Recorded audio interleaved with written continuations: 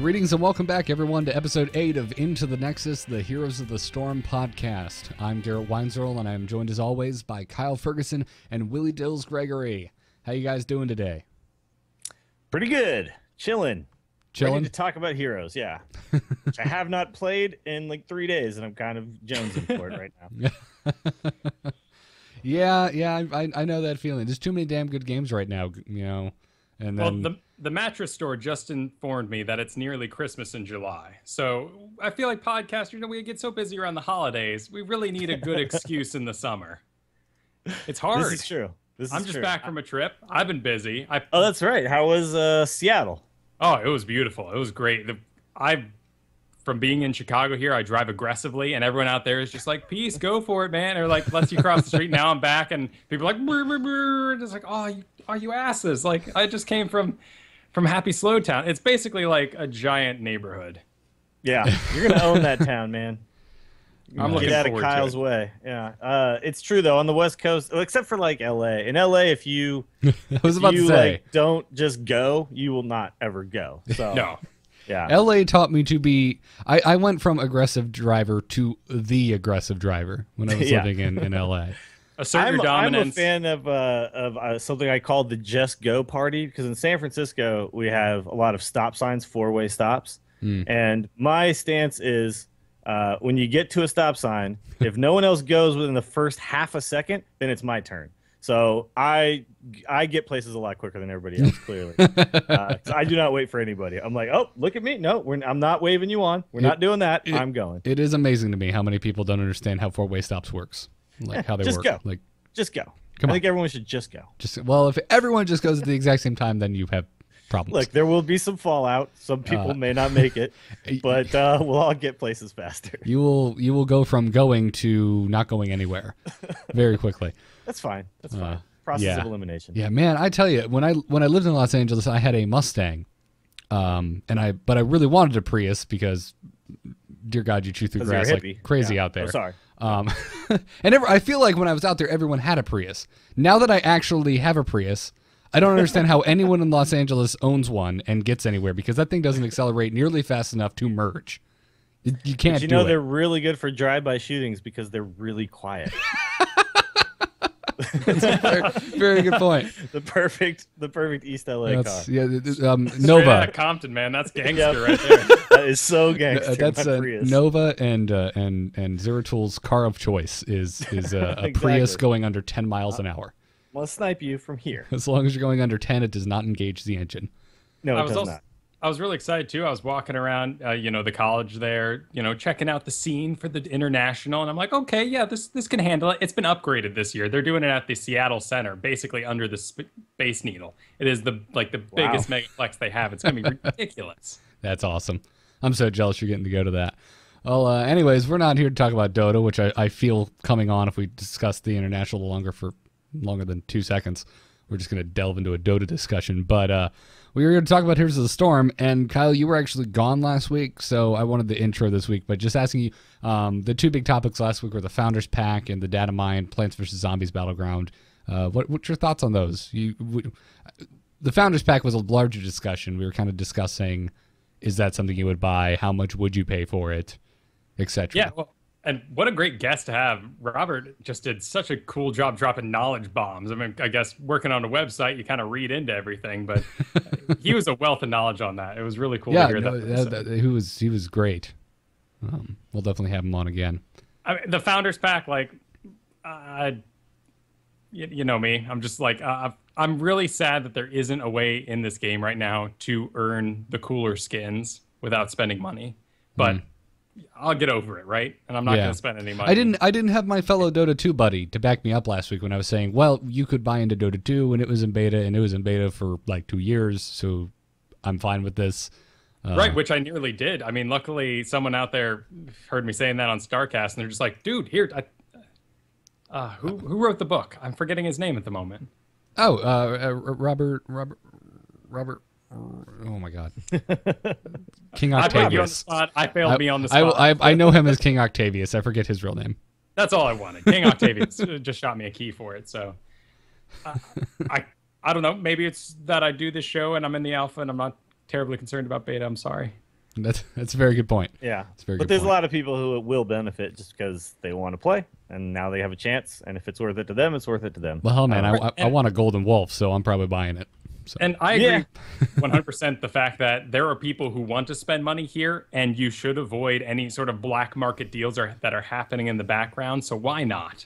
Oh my God, people have been emailing us photos of the eBay situation of getting into Heroes of the Storm, which is all scams. There's an eBay situation. Well, there's what? not. Well, yeah, it's all not scams, eBay, but the black market. People have them listed in places, and they're complete scams. But they're out there, and they're asking for like hundreds of dollars to get in. Don't do it. It's not real.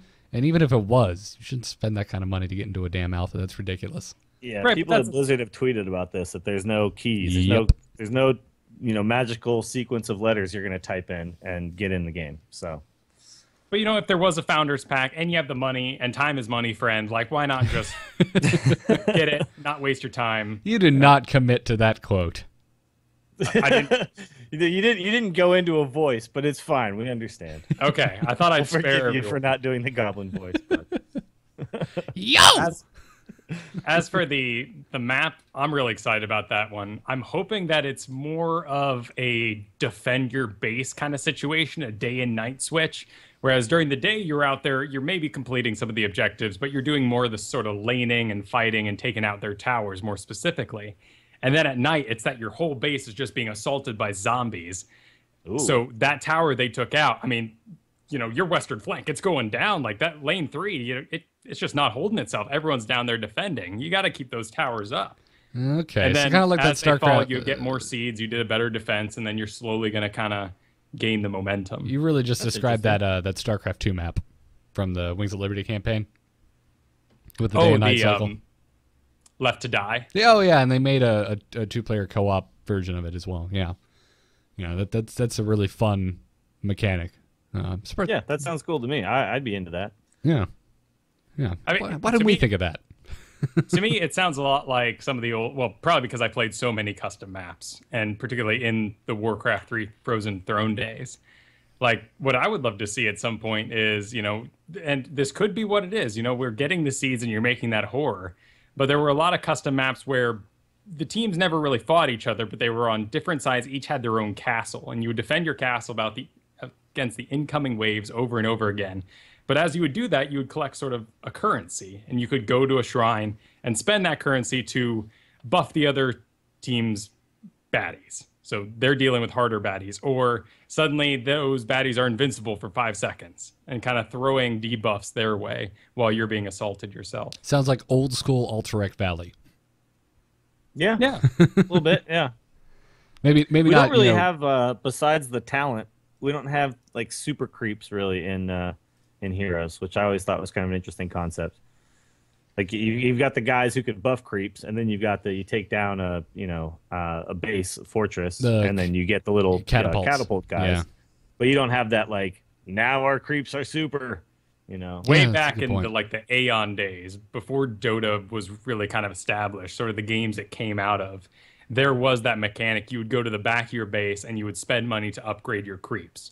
What happened in that situation was basically someone would be the bitch and have to be the one who was the crappy hero. Spend the money on that, yeah. Yeah, and spend all their money buffing the creeps because you needed it. Oh, that sucks. Yeah, okay. What do you think about the mega creeps in Dota are kind of there really to me, it feels like they're there to just like finish the game faster. Like, we're obviously winning. Let's just finish this game faster. Right, that's how it feels to me. Even more so right now with the snowballing anti-measures. Yeah. Because if you guys have played a game since that patch, it's noticeable. You see it ticking and moving up. Like if they're 3 levels behind, they slowly start gaining off you. If they're 4 levels behind, you got maybe 30 seconds to enjoy yourselves. Yeah. Which I think is wonderful. I might be getting toned down a bit. I don't really know. I think it's great as it is, because if you were 3 levels ahead, your mentality basically goes, all right, we got this. Let's just storm the gate and get stupid, which you shouldn't do. You should relax and go out and get the mercs and send those into the base and kind of, keep your win going. Now, since people kind of get that mentality, it's kind of a natural thing to do. You're all just cramming that front gate, And hey, if someone drops some great ultimates, they get some kills, they come right back. You know what Awesome. has also been really fun when you're up, when you're up 3 levels, is you go into like predator mode. It's like you just like start stalking the other team. Well, what are they doing? They're going for Golem. Everyone to Golem. Let's destroy them and take it. Yeah. Well, remember we had the one game where we were losing in levels like the entire time, and exactly the situation Kyle just described happened. They came into our base, we killed them, and then we pushed back, and they're all dead for 60 seconds. Then we just went straight into their base and killed their. That was such a close game. Yeah. Our core had like what 20%. Yeah, it was like at 20%. left. We were like, well, this is it. We either go now or we're definitely losing. So and we were in their base when they were in ours. So this was like we all had to hearth real quick and get out and all. Yeah, it was we all so hearthed close. back, killed them, and then went back in and finished the job. It was a But, beautiful, beautiful win. I've seen us do this in games prior to the the catch-up mechanic being buffed. Is we would get ahead and then we would just get sloppy. And just be like, whatever, we could just do what we want now, and then all of a sudden we're like, wait, we're losing now. What just happened? So I think it's changed the mentality for sure. Like you said, Kyle, that you got to now really just press the advantage, not just get sloppy. Well, and there's something like I feel like no one can really fathom right now, and that is in this game, every hero is consistent throughout the whole thing. I can't think of a single hero that's like, well, they just suck in the beginning, but later game, like, they're just top rank, just completely owning everything. Like everyone kind of, you run into a demon hunter. If they're good all game. Yeah. And you have slightly, I would say Nova is really weak early on, at least for when I play Nova. It feels that way. Like Nova can't do much at the beginning, but you're right. Like no one's like super weak and totally useless at the beginning. But do you like that? Do you think that there should be that kind of some heroes scale really well and some don't, because that is how it works in some of the other games, right? I mean, then we would just be back in sort of the, losing the team mentality of this.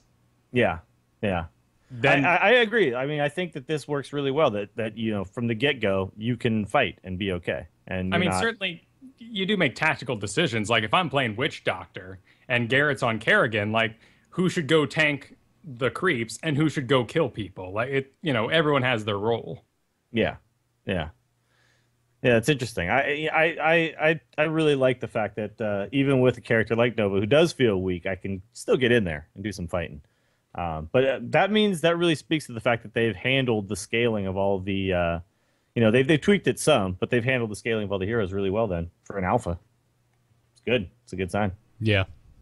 I think I'm okay with it. Wouldn't mind seeing it tweaked a You're little holding bit, out, yeah. You're holding out. I'm still not sure. I'm still not sure how I feel about it because, like you said, Dills, I feel like I had plenty of comebacks beforehand. I'm not necessarily sure that this is needed.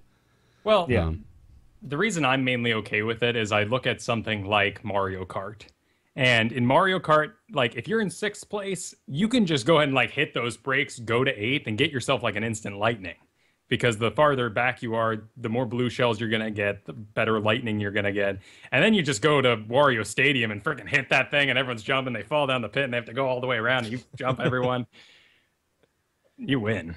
So is that good, though? I don't know. I always get frustrated playing that game because it's that's what I'm saying. Like, that's horrible. That should not being happen. in first totally sucks because you know that there's shells coming after you all the time. Right, so in that game, even like if you kind of maybe like hang out in second just to make sure that thing doesn't hit you. There's nothing in Heroes of the Storm right now that makes you go, well, maybe if we get a little bit behind during this part, we'll just be rocking it later on. Yeah, but that's good. It shouldn't work that way, really. Yeah. It should just kind of give you a slight nudge so that you never fall completely behind, and just kind of make sure that there's always competition going on throughout the game, and again that you can't just totally dominate a team and one team had fun, the other team didn't. And I think that's where they're at now. But I'm sure we'll be seeing some tuning on it, though. If there's one thing I am disappointed in right now, it's that there aren't more assassins being added to the game. Because specialists are really exciting. I mean, if I was designing this game, hell yeah, you just want to make specialists all day. Like, that's what it's about, is making this game unique. Well, we know Sylvanas is in the pipeline, and I don't see her being anything other than an assassin. Yeah. Right, and I would be surprised if Kael'thas wasn't an assassin.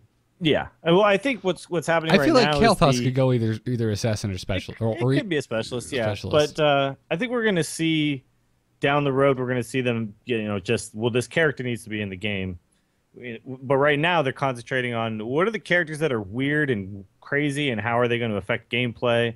We should probably get those out there now, so we have a long time to look at them and how they actually work. So like the big weird ideas, they're going to check all those out early on, and then eventually it'll just be like, okay, a new assassin that this just does whatever.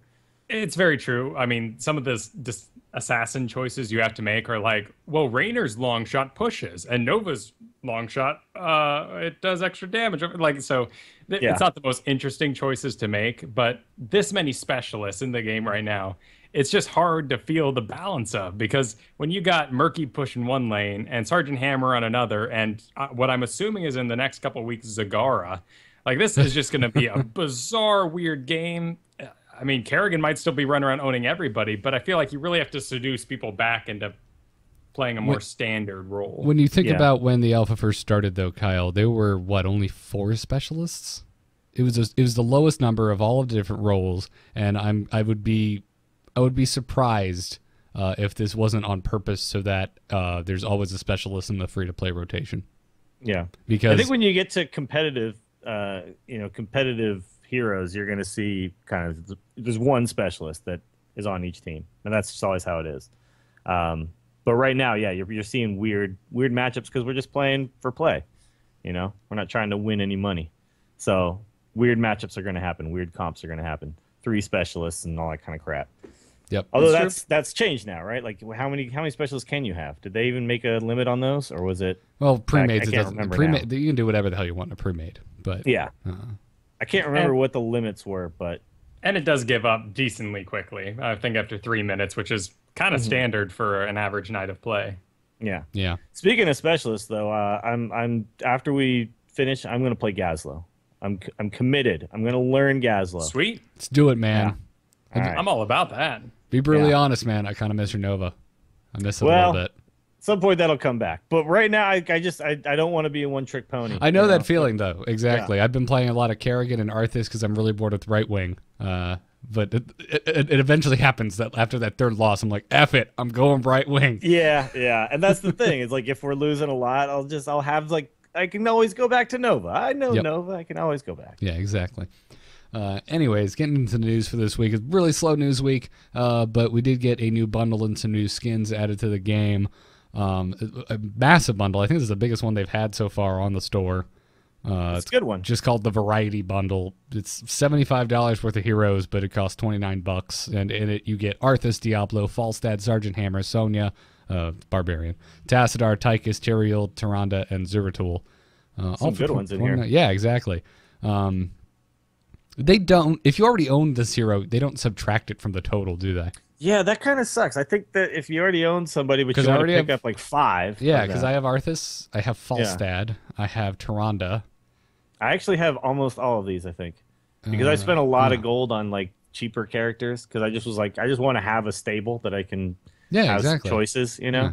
I've got Sergeant I spent a lot of gold on like just the 2,000, the 3,500 ones, and I think I have a lot of these. But I have like half of this.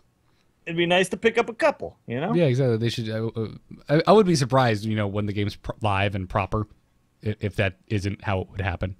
Mm-hmm. I think, with a free-to-play game, I feel like a lot of the money they gain is just an initial huge investment. People buying those 40 card packs.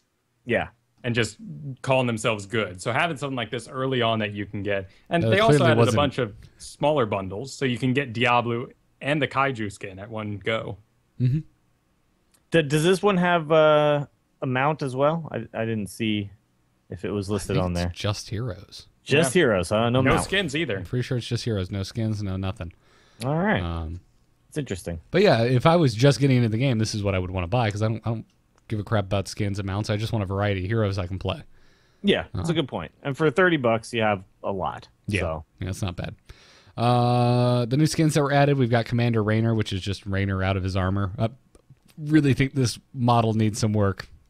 Kind of looks like a burnt G.I. Joe. What about the Arthas model where they just take the helmet off?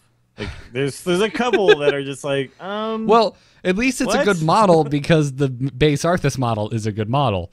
But you shouldn't spend $7.50 for it. That should be like 50 cents. Like, yeah. I have heard, however, that the helmetless Arthas, the Prince Arthas, is going to have his own voice. Oh, okay. So when you get him, it's not going to be all echoey and Death Knighty. Yeah. It's just going to be him talking, No, well, Prince Arthas is, or is that what they're calling the one with his helmet off, but he's still in the Lich King armor? Yeah. So he's going to be like, we need to cleanse this city. He's not going to be all Lich King. No, we're talking about the one where he's wearing Lich King armor, and the only difference is he just doesn't have the helm on. That's the thing, though. It's like the armor doesn't change enough. Yeah, like, it's like literally, and he's not all blonde and stuff. He's still kind of like bluish. Well, so, yeah, that one I can't help you with. That's just okay. It's just weird. He looks exactly like he looked when he went up and killed his dad. He had the white hair. Sure. Yeah. He was like already turning evil. It was Arthas, post Frostmourne but pre Lich King helm.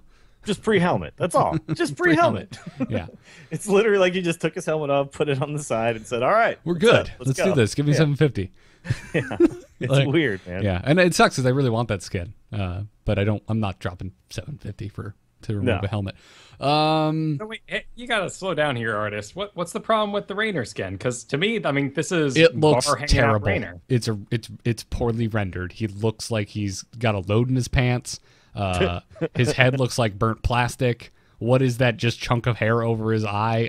Everything about I hate this model. Well, yeah, but he hasn't been updated. I mean, this is not a Sonya skin. Yeah, but he's getting added later, which means he was probably worked on later. So why doesn't he look better?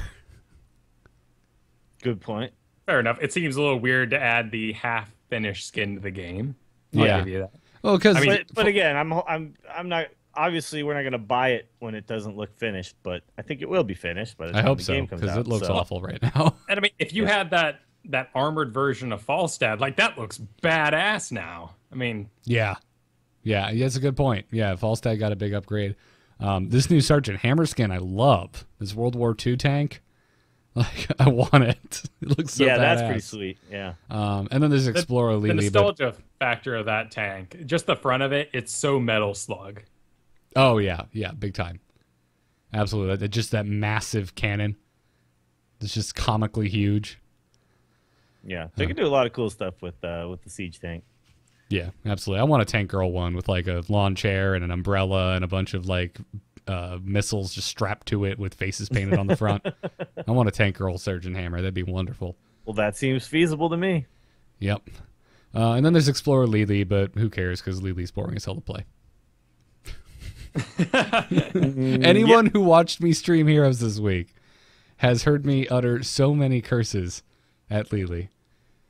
Well, she's good though. I mean, she's I effective. love having a Lily on my team. Yeah, man. But I understand the boringness just of playing press something Q that over and over again, and your team never dies. So much skill. And you never aim. And you never do anything. And you never die because if you start taking damage, you run super fast. You don't even have to activate it, so you can't screw it up. Well, you need to choose when you activate your cups and who gets the dragon on this. Excuse me. Damn. I mean, that's pretty rough, Hold guys. Up.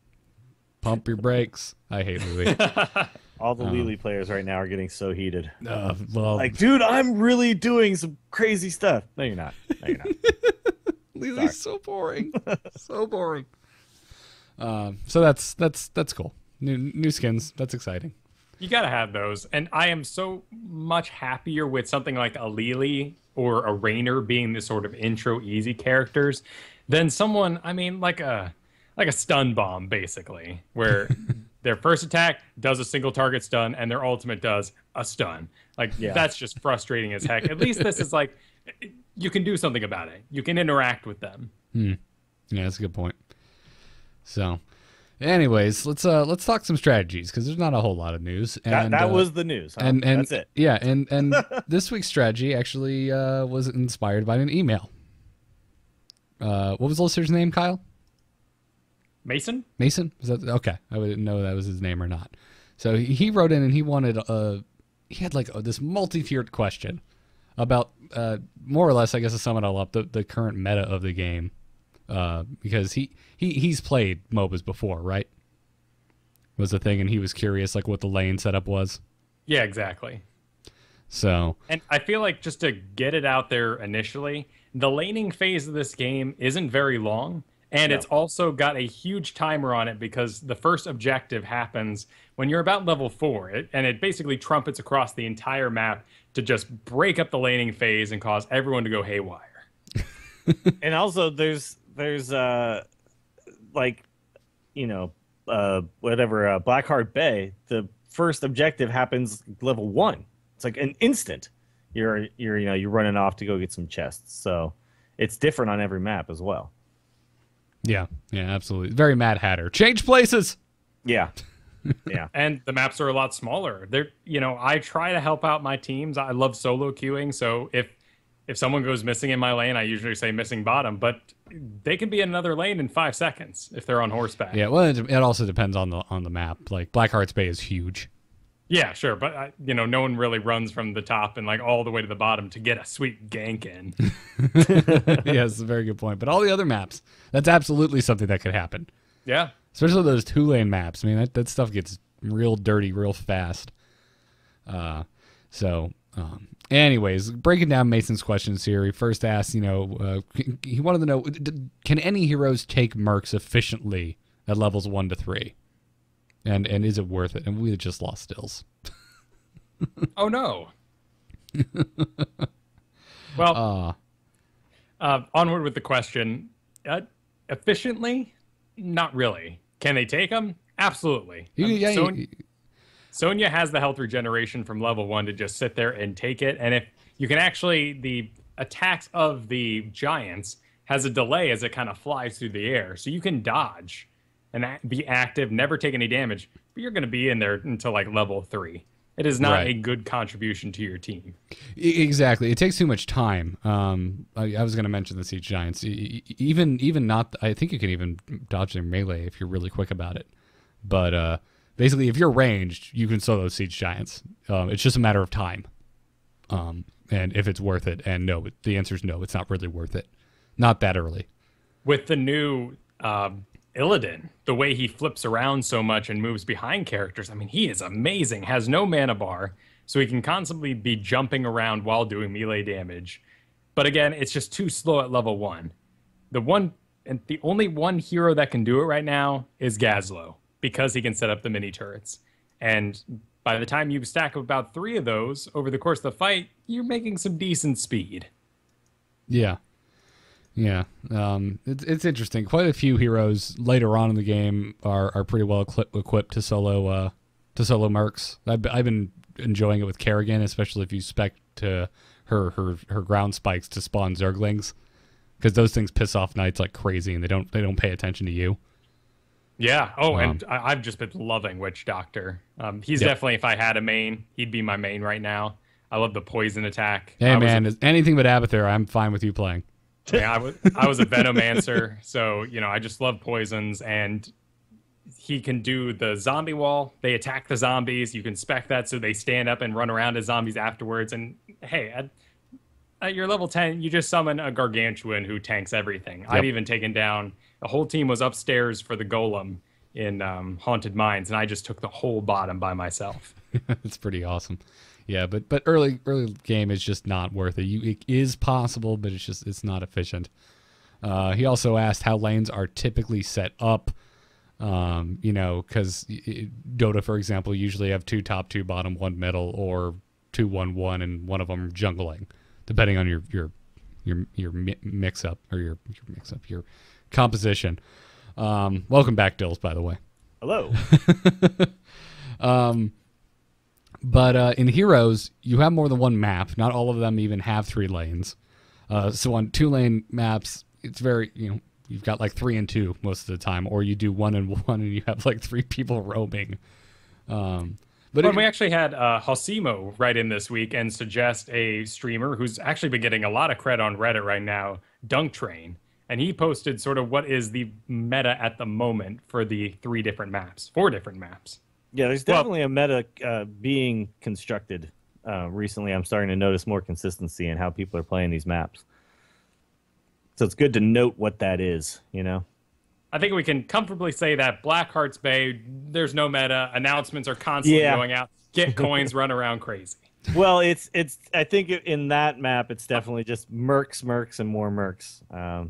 It's anarchy, man. all the time. Yeah. Because you're never sure when you should and should not camp the turn-in. Mm-hmm. It's like I have not been able to figure it out. No. You really have to play reactionary and try your best to keep a good view on the map. The one thing, though, that's really cool on that map is the grab knights, grab golem, grab other knights push. Like, that is so good. Oh, yeah. So good. We've like, ended so many stopped games like almost. that. Like, they're collecting coins and handing in, and we're just like, we're riding the doom train straight Exactly, into your core, like, buddy. We have so much, but we're now, our buffers are getting buffed right now, so we're coming for you. Buffers are getting buffed. Yo, dog, I heard you like buffs. Yeah, so I put buffs in your buffs so you can kill them. Oh, it's great. So what about the other maps, Kyle? Dragonshire is probably your most standard split map. It has your announcement. It's pretty late in the game that you're going. I mean, usually around level 6 or 7, you get your first shrines up, and even then it's a 30-second cooldown. So you really want to control the outer 2 lanes, but it's usually 2, 1, 2. Pretty damn standard. Yeah. Yeah, there's definitely some roaming there, though, because oftentimes what ends up happening on that map is, we can't take the top one. There's just no way. We can't take it. The comp up there is really tough for our particular comp, and so you need to send some help. So there's, roaming going on, but or you just generally just start out 2-1-2. Yeah, I've also had games where you get blindsided and they take both top and bottom, so everyone just rushes middle to keep them off the Dragon Knight. Yeah. Which is also hairy, though, because then you definitely aren't going to get back one of them. So it's tough when you're not able to hold the shrines. It's tough to figure out a strategy to get them. Yeah. Yeah. If I could make a public announcement, it is just get a shrine. Like, don't try to hold and defend the middle. Just get one shrine and hold it, because you lose that team fight and you've got a dragon coming anyway, and then everyone's dead on top of it. It is so much easier just to let them have it or get a shrine. Mm-hmm. And stay alive. Yeah. Cursed Hollow, it's 1-1-1 and with 2 roamers, because you never know where top or bottom where that tribute's going to spawn. So you need people staying mobile, probably hang. I mean, if you're going to do like a waiting by the gates for the game to get going, it's probably 1-3-1 with 3 in the middle, and then the 2 others roam around and gank. Yeah, they kind of split off. Yeah, I've seen that work real well. If you're coming from other MOBAs as well, I've mentioned this earlier about there being no like stun character. I mean, you have Uther who can shoot a straight stun, but again, that like all the stuns in this game are a skill shot. There is no click, select the hero, stun him. No, that's what Uther's is. This is a hammer. It's a single target stun. Oh, really? You just click on the one dude? Yeah. You're thinking his skill shot is a heal. It's not a stun. Oh, okay. Well, even so, he's a support. Right. He's a real tanky support, but there is no like ganking hero. You think, oh, well, wouldn't it be awesome to be like 1-1-1 and then do like Nova and Zeratul run around? Zeratul has a slow, and Nova's not slowing down anyone. Yeah. Yeah, absolutely. Well, what is it? Binding shot, right? On Nova. Isn't that later in the game? No, that's just a slow. Yeah. Yeah, it's not a that's stun, just a but slow. it slows them. Yeah. It's a slow. Okay. Yeah, Nova doesn't really have a stun, unfortunately. There's a lot of stuns when you get to ultis, but the single stun is there's not very many of them right now. Gotcha. There's stuns like that are kind of tied to things though. Like if I hit somebody with this, it does stun them, kind of stuff. But Stitches has, I can put a stun onto his bash and stun everybody within my bash. So there's little stuff like that. But again, it is a skill shot. Yeah. And that is something you're getting past level 1. It's like 14 or something. You don't get that for a long time. Yeah. But I think this game or this map is definitely like the roaming map. You end up moving around in a team of 5 a lot once you get to like 2 or 3 tributes in. Or not tributes, but tributes. Sorry, not curses, tributes. You end up starting to run around as a team pretty quickly in this one. And I definitely think this is the one where you need to have a mobile twosome kind of doing their thing. Yep. Yeah, absolutely. And then there's Haunted Mines, which is the 2-laner that we were talking about, where a lot of times you end up with this kind of 3-2 split. 3 people either go top or bottom, and the remainder go the other lane. But it says here also there is a popular strategy where it's 1 top, 1 bottom, and 3 people roaming. And it's a small enough map where you can do that. And I've also seen where you can kind of fake people out because you've got the knights in the middle. Yeah. You can do your 3-2 split for like the opening lane phase and have like 2 leave one lane and 1 leave the other and kind of fake them out, and they'll think you're going for knights. But then you can just kind of come back in the lane with that extra person and just gank someone. Yeah. There's a lot. If you can start getting mercs early in this map too, it's really, really helpful because, we tried that the other day of just completely skipping that first golem. It didn't really work that well. I still think you need to get some skulls early on, but it is a small enough map that you can really be mobile on this one as well. 100 skull golem is just so damn hard to deal with. Yeah, even at the beginning, because he basically gets through an entire town on his own. And then he's so deep that every time after, he's like really close to your, he's close to your core. So it could be rough if you don't. And yes, you can push a lot with those early mercs, but I don't know. I'm really not a big fan right now of the skip the first golem completely strategy, which some people thought was, OP. I don't think it works that well. It really depends on your team. And I feel like that was also a relic of the older map as well. That's true. Because early on in the game, they're downstairs in the mines. There's a whole bunch of little guys. Each one has a single skull on his head. And then there's a golem in the back that when he dies, he drops a wealth of skulls. And as the game goes on, that big golem in the back gains more and more skulls. Originally, it was the same number of skulls. So you could basically guarantee yourself a huge amount of time while they were down there taking up all their sweet time. You were getting all the mercs and really pushing their base. Now that golem's easier to get early on because he's worth less. So they're not spending as much time down there. That golem comes out 100 skulls and just plows through. Yep. And also the concentration of mercs now in the middle of this map is quite huge. I mean, you have the knights in the middle, and then you have the 2 siege giants, but it's pretty easy for you to... Yeah, there's 2 sets of giants on each side. So knights middle, and then 4 giants kind of around. But because of that, they also added the towers now. So you can keep sight on other people working on their giants. Yep. So that middle area is just constantly being fought over. So I feel like of all the maps right now, this is one of the more wacky, the least figured out, and also has the most powerful mercs. But controlling that mid, it's not a lane, but you have to control it. Yeah, it's almost like the third lane. Yeah. I think though that what you start seeing now is what I've seen anyways is the first golem. One team will often try to kind of ignore it, maybe send one person down there, try to take all the mercs. And then later on, you see like more people go down, but then they just skip everything, go straight for the golem downstairs, and then just grab those skulls and then like head back up. Like we don't even need to worry about getting the rest of them because the other team can take them or not. We got the golem one. That's fine. That's enough. And I think that's actually effective. Like when you get to like the third one, you go down there and you just get the big guy, and that's almost like half the skulls down there. So it's actually like enough to make it somewhat even, and then you can go back up and concentrate on the top. Yeah, absolutely. Mason's, I guess, final question more or less is you wanted to know if there were any lane combos that we currently know of that are worth mentioning. Yeah, I would say like the people who can, so like a Stitches with a Kerrigan is really good early on. I mean, that's the thing. The lane phase is so short. Like you're really looking for a combo that can actually maybe kill somebody at the beginning. Yeah, and that's really all that's effective. We've talked about the Stitches Uther combo before when we were going up against it. Feels like a month ago now. But yeah, the hook plus the stun is just it's such a devastating initiator. Yeah. Well, the hook plus Kerrigan can pull back again, so you can kind of get somebody over to you and then get them back over to you again. And plus, Kerrigan actually does some damage, which is the thing. Stitches doesn't do a lot of damage early on. So kind of what I see as being effective is somebody who can deal damage and somebody who can control a character. Those are really good combos together. Yep. One of the earliest... For me, the combo I've been loving this week is Malfurion and Diablo, because Malfurion's grass grow is big enough that you can actually kind of pick someone up who's right outside of it and slam them back over into it. Oh, that's cool. I never thought of that.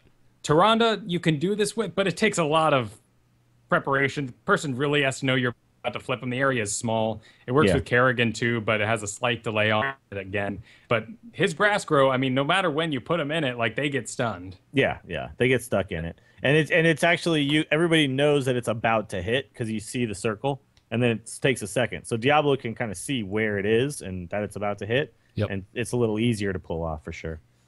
Yeah, that's an interesting one. I still feel like you kind of want to put like a tanky dude with a healer and then a couple assassins together sometimes so you could try to get an early kill. But I don't know. It's still too early to really know what the ultimate like 2-person combo is in a lane. The towers are very Dota-esque. They do a lot of damage, and you're not going to die at any point early on like you might in some other MOBAs. Yeah. The other day I was playing Kerrigan, and in the top lane I was against a Sergeant Hammer paired with a Tassadar, and I could not engage. No, that's a good one. Yeah, absolutely ridiculous. Yeah, because Sergeant Hammer does bonus damage if you're outside of a certain range when she's in siege mode. Yep. And then Tassadar not only shielding the tank, which is huge because the tank does not have a lot of health, but keeping people at that range using his slow bubble. Yep, that's exactly really rough. Yep. Yeah, that was one of the most devastating combos I've come into contact with lately. Yeah, Sergeant Hammer is really weak early on because of the fact that she sieges and then can't move. And so when you see her siege, you're like, "Oh, go get her! She can't move." And if you can bubble her, then it's fine. Which is why I've just been all over. I've just been loving Witch Doctor because you see Sergeant Hammer siege up and you're just like a free zombie wall, just like drop it on top. She's like unsiege, but no, I'm stuck with the zombies. Having a great time. I'm having a great time. She's not having fun. You're having fun. Yeah. Yeah. So thanks for that email there, Mason. Those were some really good questions and led to a good strategy discussion. It's still not something like we should just bring it up real quick before we move on. It's still not something that you completely ignore in this game just because it's so short. Like that initial burst of XP is a really important thing. You just to get a couple levels early. The first team to get to 10 is a really big deal. The first team to get to 4 is a really big deal. So it's a good idea to make sure you're spreading out and laning. And I see some people not do it, and they fall back. They just fall behind right away. The current the strategy on Blackheart's Bay for everyone to just dive bomb the watchtower is the stupidest thing. It needs to die. People need to stop doing it. Yeah. I don't know really like who decided that was the thing we should be doing, but that was not a good idea. Well, it's a mob mentality, and when you don't want to actually talk to one another, I guess that's the easiest way to. It probably won a game at some point or something, and then just somebody was like, "Yeah, that worked," and then everybody did it. Yeah, but especially at the moment, both teams are going to do it, so don't do it. Spread out in the lanes, and you'll instantly have more XP. Just don't die. Yeah. I start every game saying, "Guys, I'm not dying for that tower, and please don't either." But inevitably, someone does it. Yep. Yeah. Yep. Yeah. One guy decides, well, no, we got to get this tower, so I'm going to run in there by myself. Which also means if you do spread out in the lanes on Blackheart's Bay, if you're in the top lane, be careful. Oh yeah, very good chance there's 5 dudes right by you. Yeah. Once they see that nobody else came to it, they're all going to be up there. So the bottom lane is the one that gets a little time. But the top lane is going to maybe have to retreat pretty fast. Yeah. You top lane, you just hang around just close enough to get XP from creeps. Anyways, Kyle, you wanted to talk about Tassadar and thus anti-murky strategies. Yeah. So I'm happy Robert was here last week to kind of take off some of the rage. I think he did a decent job of, cooling things down. But I do want to talk about Murky again. And really the best hero to counter him with right now is Tassadar. That being said, a lot of specialists have the ability to get clairvoyance, which is an ability you can target an area. It's like Farsight in Warcraft 3 anyway. Target an area, you get the side of the area. Great for finding the egg if you think he's coming from a certain spot. But Tassadar gets this as an innate ability in the first level, which means at level 7, you don't have to make the choice between Mule, the heal buildings ability, or clairvoyance. So if you want to go anti-murky right now, it's all about playing Tassadar, so it's a good time to talk about him. Yeah. So I mean, Tassadar is he's made to love structures. He is. He has an ability at level 4 that is reinforced structure. His shield that he puts on other people, including buildings, is 100% stronger and lasts 100% longer. On structures. Yeah, which is great. Yeah, it's already good. He can get Mule, which I've seen a lot of people going for lately. Although I got to say, this past week, I've seen a lot less Murky, but a lot more Lily. So there you go.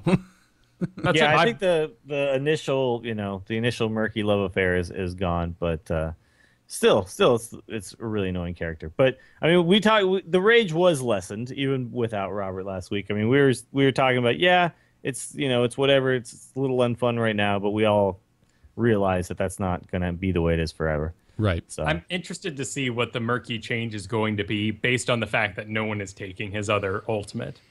Yeah. Do you think it's going to be a nerf to the one everyone's taking or a buff to the other one? Because I feel like they're probably just going to nerf the one everyone's taking a little bit. It's a little crazy right now. That'd be my assumption. Get rid of the slow, because the slow is really frustrating for heroes and does nothing against buildings, and people are using that ultimate to destroy buildings in the first place. So why not target the two strategies? Have the stun against heroes if you're going to be team fighting, and Mercopolis for taking down buildings. It's called March of the Murlocs. I was corrected last week. Oh well, it should be called Murlocalypse. You just pulled that out of your butt. That's great. It should be called Murlocalypse. That's what it should be called. But yeah. So what's the build then with Tassadar? Do you not take Mule then? Are you saying you could still take something else? Because I feel like Mule is what you have to take, right? You have to take Reinforced Structure and Mule if you have a Murky in there. Basically, if there's no Murky though, man, I love the Kala's Embrace, which is the plasma shield. When it expires, 50% of that shield remains indefinitely. Yeah, it's such a boss talent. It's not the biggest thing in the world, particularly when it's down to 50%. But the fact that you can have everyone on your team with bonus health running around, it's incredible. Yeah, that's pretty cool. Yeah. It's huge in team fights too. The first talent, I'm a Path of the Wizard man. He is a caster. This is not a caster you're going to do a lot of damage. He is a support first and foremost. But that's what's really cool about him is at level 10, you get to choose between Twilight Messiah, thank you, or Force Wall. And the Twilight ability allows you to become an Archon and actually for a couple seconds really contribute a lot of damage. Yeah, and be really hard to kill. Oh, yeah, that Archon ability is just absurd. So it takes a while to get there, but you can actually contribute a lot of damage, whereas, say, someone like, a Brightwing, be not really about damage, and there's no way to really kind of contribute that at any point in the game. To make that conscious choice halfway through to say, now I'm about damage. Yeah, no, that's true. Right. So and then outside of those two talents, though, is there any other anti-murky stuff in here? I'm trying to figure out. When I talked about the clairvoyance, his comes with abilities, pre-packaged ability, Oracle, which increases his vision radius, allows him to detect enemy heroes. It's a huge radius, and it also reveals cloaked units as well. So you can see Novas, there's air tools hanging out by you, see over all the bushes and find that egg real easy. It sits on top of you. And you can augment this later on to increase your movement speed, which it's already a big area, but increasing your movement speed by an additional 15% while having this on can just give you that kind of boost you need to get right where the egg is and take it out. Okay, so you're talking about the Scryer ability? Yep, and then one of the more frustrating things is you find the egg, Murky's dead, he spawns and runs for it. You destroy the egg, Murky's still going, he goes lays an egg somewhere else. So his time warp ability that puts the bubble down does damage to the egg on top of it, slowing Murky when he pops out. So you'll most likely catch him as well as get the egg down. Oh, nice. Okay. Yeah. Tassadar is just so beautifully anti-murky. It's great. And if that's not enough, at level 13, you can make your auto attack slow by 25%. And that's when it kind of turns into the Void Beam. Normally he's throwing little bolts, but basically everyone takes this ability where it just turns into a beam. Yeah, it looks like the animation from the Void Rays from StarCraft 2. But I gotta say, while we're on the topic of Tassadar, where's Psystorm? Yeah, right? I mean, no one really wants feedback. Feedback is annoying. No, there's heroes without mana, so then you have to work in some sort of system where what do you do when you hit Illidan with it? Does it just deal health damage, some passive thing? But damn it, like Psystorm, like it's the High Templar thing. And who is he combining with when he becomes an Archon? Does he have a brother that he keeps in his pocket? I mean, yeah, it's in his back pocket. But I mean, yeah, like the Force Wall is supposed to block people in to then Psystorm them, right? That's how it gets used most of the time, right? So it is a little weird. And the Force, I'm hoping they change the animation of the Force Wall. I mean, it's a cool ability, certainly, to be able to, out in front of you, put up a big-ass wall, stop players, control the map. It's an awesome thing. You reshape the map. It's ridiculous. But it's a bridge from the StarCraft campaign. You summon in a bridge. This just seems weird. Well, the shape of it doesn't really make sense for it to look like the force field from StarCraft. Unless it was like a cluster of them. He's not a sentry. So why would he cast a sentry shield? Exactly. Coming up next, the sentry hero. He can hallucinate. That'd actually be really cool. Oh my god, guys, I just saw a Murky, but if I hit tab, there's not actually one on the team. I'm so confused. What I really want is a hero that is that little grub from the Heart of the Swarm campaign, where you start as the little guy. Maybe that'd be cool for Zagara, but I know that she's just popping out instantly as the queen. But you kill enough guys and get bigger and bigger and bigger over the course of the game. No, that would be interesting. Yeah, it just kind of evolves as you play. Exactly. That'd be pretty neat. Or you just mind control people. Yeah. Because that's not irritating at all, losing complete and total control of your character. No, everyone loves mind control. What are you talking about? And are they considering Fury of the Storm to be kind of like the Psystorm? Where basic attacks start to bounce around? I don't know. It's weird. Well, Fury of the Storm... I don't understand how this is... Yeah, I don't understand how there's not a Psystorm. A lot of people can get Fury of the Storm. There's nothing special about that. Yeah, exactly. Yeah, I'm like looking through all the talents. I'm just like, this doesn't make sense. This could be replaced right here. Right here. There could be more Protoss being added. We don't know. That's true. That's true. And and we are about to see a lot of heroes in Legacy of the Void. I mean, they're doing a Seven Samurai kind of storyline for it. So there's going to be like Zeratul or some other dude maybe flying across space, collecting all the various Protoss heroes to his cause. So we could just have a wealth of people, and maybe there's some new dude who's just sporting the Psystorm. We're going to be all like, well, damn, Tapstar, like, stand aside. I'll construct additional pylons when I'm damn good and ready.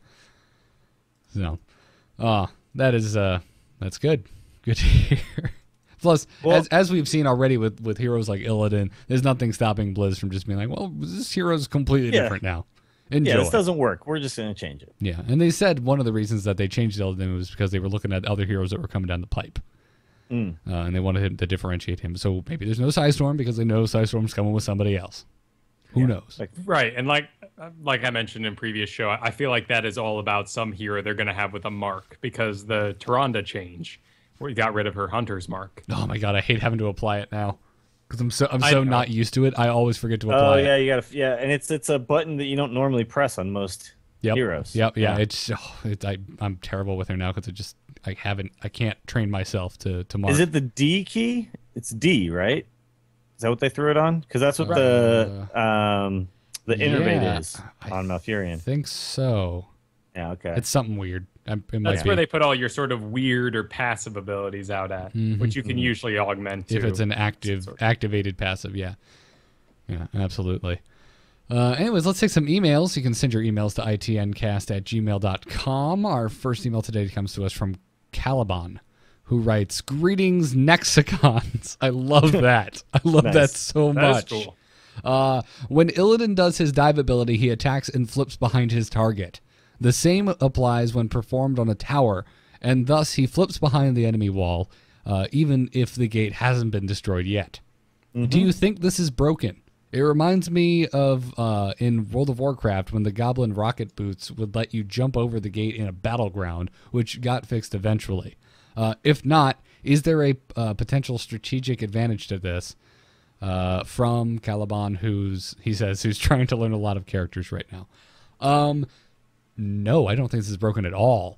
No, I think it's supposed to work that way, but it's just not good to do. Because it depends. The reason I don't think it's broken at all is because if you jump over a gate that's not already broken, chances are the fort and the tower that are in there are fully stocked on ammo and ready to kick your ass.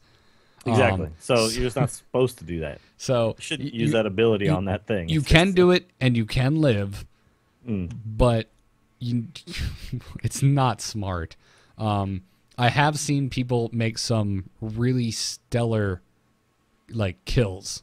You're about to kill this guy, he gets through the gate, there's one hit left and he's dead. You jump over, you kill him, and then you try and get out as fast as possible through an alternate route. But you're going to take a lot of damage in doing it, and you have to have really good map awareness, and you have to know that the other 4 players on the opposing team are nowhere near this vicinity.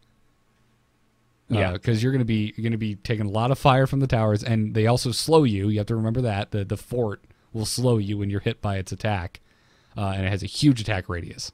So you're basically sitting back there for at least 3 seconds. If you're damn solid, like you've been wailing on one dude, you're gonna jump over it, hit him a few times, reset some of your cooldowns, because that's what happens. The more you hit some guys, it reduces the cooldowns. Yep. But not till level 13 could you jump over and then with a spec instantly jump back over. No. And that's going to be Betrayers or Endless Bounds. That gives his secondary leap ability, the ability to go through buildings. They even showed him during the when they were highlighting the Illidan changes during the live QA. Well, I guess it wasn't live, it was pre-recorded, but whatever, the QA on Twitch. They actually showed an Illidan doing this, but he didn't jump back over. He snaked out through a side exit. Yeah. But he took a lot of damage doing it. To me, it just kind of speaks to Illidan isn't really a tower pushing hero at the moment. One of his big abilities might put him in a bad spot. So right, exactly. He's more of a kill other heroes type of hero. He's an assassin, as the name would imply. Yeah. So, anyways, yeah. I will say the talent change it's pretty annoying to be on the receiving end of. If you're trying to back away from a group fight or something, and he just keeps leaping in front of you, you have to walk around and leaps in front of you. Yep. He's not a big body. It's not like trying to skirt by a Diablo or anything, but still, it gets pretty frustrating. Yeah. Plus, he hurts. He hits like a damn truck. So every time he's flipping next to you, he's hitting you. And if you're trying to escape, that means you're probably dying, and it just hurts. It sucks. Anyways, Dilge, you want to take the next email? I don't see emails in the show notes. Oh, then you're in the wrong doc. This is because Kyle makes a doc that looks identical and doesn't mark it correctly. What? Okay. No, I totally did. You did. I'm into IT. I'm in ITN 8. But there's no emails in mine. Yeah, that's okay. So you're gonna have to take this one. All right. Everyone blame Kyle. Our second email today comes to us from Hans, who writes, "Hey there, ITN Cast. As a player who has played mostly League of Legends, I like that the quick cast was added.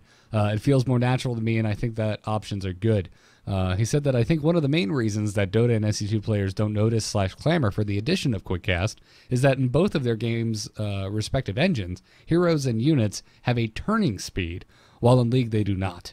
In League, you just fire a skill, presumably, out of your butt, and every millisecond counts if you want to try to land that skill shot. Yeah, that's a really good point that we did not bring up and I hadn't thought of. Things do have turn speeds in StarCraft. I didn't even think about it. I didn't know Dota had turn speeds. Well, yeah, it's coming from Warcraft 3. I guess that makes sense. But so this is a big point because in League of Legends, and you see it when they're playing, I mean, you got your hero running down and they shoot the bolt like actually out their ass. There's no animation. If you were to do that with smart casting right now, like Nova takes the time, turns herself around, and then fires. Yep, indeed. I don't know how I feel about, butt casting. Yeah. But I also don't know, like the play of having to wait to have somebody turn. I don't know if I like that either. Well, I'm okay with it working as is. I'm okay with it. Well, then you're okay. Then you're okay with him butt having casting to turn. in this particular situation. I guess is what I'm saying. Okay, so in life, not okay with butt casting, but I would still. I mean, I'd like to see bullets come out of guns. Yeah, I think it looks good. But I mean, if you're like, maybe if they just made the animation of them kind of turning over their shoulder and firing off something, right? Then it'd be fine. That'd be neat. Yeah, it'd be cool. People can run and shoot backwards, so I've seen action movies. It would be hard. It would be hard to do that from every possible angle when you're not limited to how far you can turn. Maybe it'd be hard for you, but we're talking about highly trained heroes of the storm here. They don't live in the real world. They can do whatever they want. He's got a point. Sometimes when you're fighting that raid boss, you have to stop fighting and wait for them to kill them for you.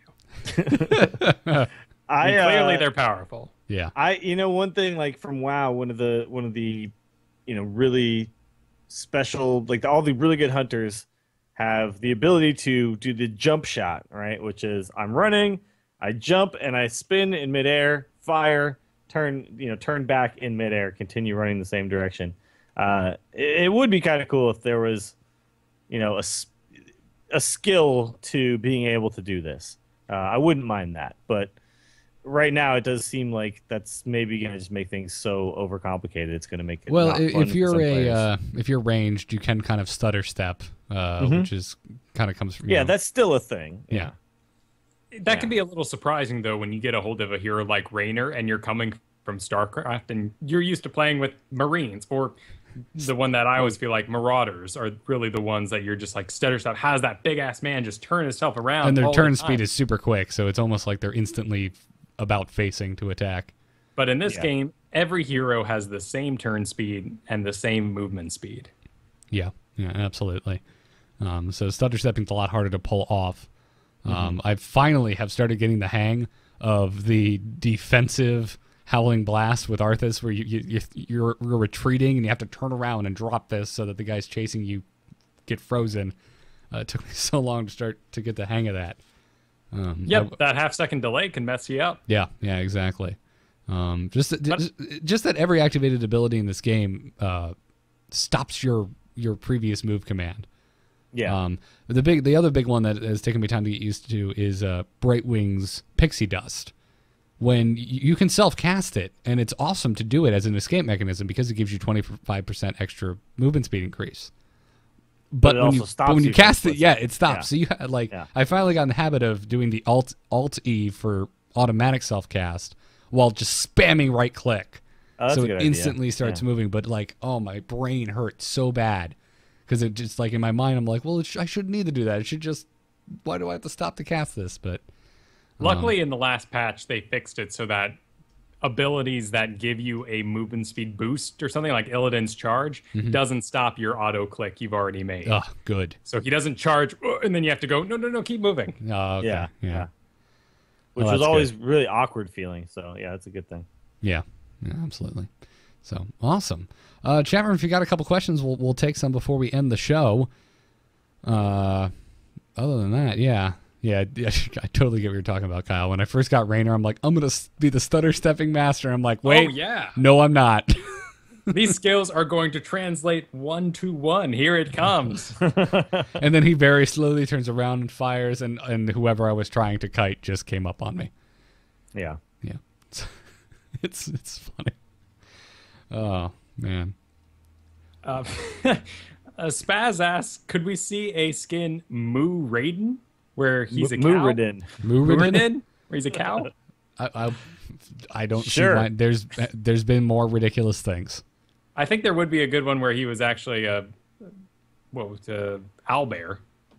But who would be the cow? Him or his griffin, right? Like, I'm thinking the griffin would be the cow. He rides on a cow. A flying cow, obviously. Or he's just a tauren, right? Muradin. He's just a tauren on a griffin. Oh, yeah, they could do that. It's interesting when you go to the Muradin isn't on the griffin. You're thinking of Falstad. Oh, sorry. Yeah, sorry. I'm thinking of the wrong guy. Yeah, right. And I was thinking of the wrong guy too. I was thinking of Furion, Malfurion. Malfurion. Oh, so we're all just thinking of the wrong guy. Yeah, we're talking about the little fat dwarf then, right? I mean, he's already got horns on his helmet, so why not be a cow? Okay. We ruined that, but. You go to the Heroes of the Storm website and you see sort of the panels they have of all the heroes that could be. And a lot of these are, they have a Hex Frog as one of these. So I highly doubt they're going to put in a frog as a hero. They could one day, they just keep going. But they do have a Werviern on here, which would be interesting. Maybe a turret on a Waviern, which would be a cool skin for Falstad. It could be cool. That would be cool. Yeah. But yeah, so he's just like I guess I never see this guy, which is why I was like trying to picture him and was thinking of somebody else. I don't really see people play this character. Do you see that many Muradins running around? I have post-patch. He's pretty awesome now. Okay, so he's a badass now. All right. Before the big patch, he wasn't that great. Well, he was out of mana all the time. Yeah. Yeah. And he had some great like throwdown, and when he does his for like 7 years now since the game came out, I've been calling it Tarumphador, but he yells for Kalimdor now that the sound's actually decent. Instead of in Warcraft, I'm like Tarumphador, and I'm like, oh. That's great. Big discoveries made this week. Bliven, no, that thing is just—he's a marauding badass. You can't kill him in that thing. Yeah. Yeah. Bliven in the chat room asked a loaded question. How do I get into versus mode? And then someone asked him to clarify, which thank you, chat room, for asking him to clarify. And he said, like, what heroes do I learn? How do I know what lane to go in solo queue? Oh, how do I get into it? Yeah. Okay. I was going to say you just level up to, like, level 3. There's not really a right answer to that. I'm not going to tell you which hero you should play. Well, I'll say this. You just do it because, with Dota, I played so much me versus the AI because, it was so difficult to actually get into a game and feel like I wasn't holding an entire team back. Mm-hmm. That feeling isn't going to happen here as long. So just get in there and just be aware. Constantly be looking at the mini-map and just see where there's a weakness and where you can help. Yeah. I mean, if you want Try not to be alone if you don't know what you're supposed to be doing. If you want my recommendation, I'd go support. Because the whole idea of a support is sticking with someone and helping keep them alive. And that'll kind of just help you learn how to move around a map. Because as long as you have in your mind, like, I need to stay by somebody and help the whatever's currently going on. I think that's kind of if you understand that, then you're just naturally stick with the team and you kind of learn map movement. Yeah, but in the end, it's only going to happen by playing the game. I mean, you're not going to... You could sit and watch streams or something like that, which I always recommended to people in Hearthstone and stuff when you want to figure out how to play the game without maybe the stress of learning the game.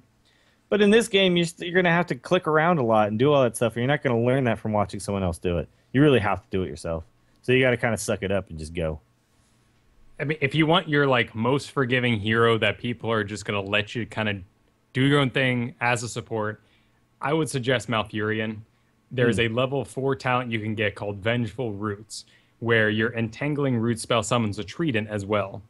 And this is great because everyone knows you've contributed. You miss your Entangling Roots. You didn't stun anyone. Oh, the Trident still comes out and does some stuff. And like people are very forgiving because they see you actively pushing with that tree now. Yeah. Plus, treants are just adorable and hysterical. Oh, so look at why that not? guy. Who doesn't like, being attacked by a tree? And you're healing people. People love heals. People love getting healed, yeah. And the little characters say, like, thank you for the heal, and stuff like that. It's cool. Nice you feel healing. like you're doing stuff. Yeah. Yeah, absolutely. So, anyways, I think that'll do it for today's episode, guys. As always, want to thank you, those of you, you iTunes listeners who are leaving reviews in the store. If you haven't done so already, please do so. This week I wanted to thank user245tiger. Not exactly a catchy name, but a name nonetheless. Also, thanks to Agent Gator. Thank you guys very much for your 5-star reviews. Helps the show out a lot, and it's, it doesn't cost a darn thing. So go leave a review if you're enjoying what we're doing. We really appreciate it. As always, Into the Nexus is a production of amove.tv, so go bookmark that site. Our email is itncast@gmail.com. Our forums are over at forum.amove.tv. And we record the show live every Thursday night right here on twitch.tv/amovetv at 9 p.m. Eastern Time. So come join us. We've been talking to the chat room. If you haven't joined before, it's fun. We're nice, and we ban the people who aren't. Follow us on Twitter at ITNcast. I can be found at Garrett Art. Dills is at Willie Dills, and Kyle is at Kyle Ferguson. I also wanted to thank Brian Griffith, the musician responsible for our intro music. You can find more of his work over at briangriffithmusic.com. And you can also see my personal graphic design work. I have a portfolio over at nomoonart.com, as well as a contact form if you ever need a freelance artist. Dills, where can people find you? You can find me Friday mornings on the Instance. Unfortunately, we missed the show last week, but Scott did a solo show on Sunday, so that was cool. And this week we'll be back. Hopefully, we'll have the TU there as well. It's never the same, man. Solo shows are never the same. Yeah. Plus, I miss talking about World of Warcraft with those guys. You can also find me on Torturecast, podcast by and for fans of San Francisco Giants. We are the best team in baseball. Still, I think I said that last week, and get to say it again. Yep. And of course, the Angry Chicken Hearthstone podcast with Garrett over here and Jocelyn, who is going to be back on Monday. She says. She said, regardless, hell or high water. She said if she's vomiting, she's still going to come on the show. She's still going to do it. That will be an interesting show if that happens. Just I for an eye. Yeah. That's because that's all she talks about. You can also find the Mediocre Golf Association, mjtour.com. If you're bad at golf but you really like golf, that's a great place to come and feel good about bad golf. Also, we just dropped our Stitches cover of Brick in Yo Face, and we got a video for it. It's a rap video, so if you want to see me rap, that actually happens. And it's on our YouTube. You go to mjtour.com, you can see it there. And it was fun to make. I need to see this. It came out all right. People say I sound like Mystical, and that's exactly what I was going for. I don't know who that is. Yeah, well, it's all right. He's a rapper. Kyle, what about you? Where can people find you when you're not talking about Heroes of the Storm? Well, you can find me on Mondays on A Move Radio, where half it has become the Game of Thrones spoiler podcast. Sadly, right. I have surpassed the show in books, so I just have to smile and nod from now on to every conversation. You damn right you do, because if you spoil it for me, I will find you and I will kill you. I know, but I also have power over you, much like No, you don't. who introduce you to your favorite band. No, you do not have power over me. I can ruin your life with a couple of words. 2 words, in fact, I could think of right now. Like I said, that would send I you will into find you and I will end your life. You can also find me for the next 1 week at Biggest Fan Podcast, where we follow the fad that's driving you mad. We switched it up. We saw X-Men because we were too excited to see X-Men. We did X-Men this past week. And next week is going to be Godzilla. And that'll be our final weekly show of that, show. Of that show. Cool. All right. That's a good cool. 2 Go movies check to it go out. out on. Yeah, You've already done like Star Wars and Indiana Jones, so pretty much. yeah. Star Trek. Star Trek, There's a yep. huge archive of almost 200 episodes. Yeah.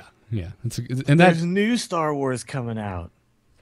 there will be somewhere me and Kyle and possibly you, Dills, talking about the new Star Wars movies in audio that will form. happen. It's How can gonna you not? happen.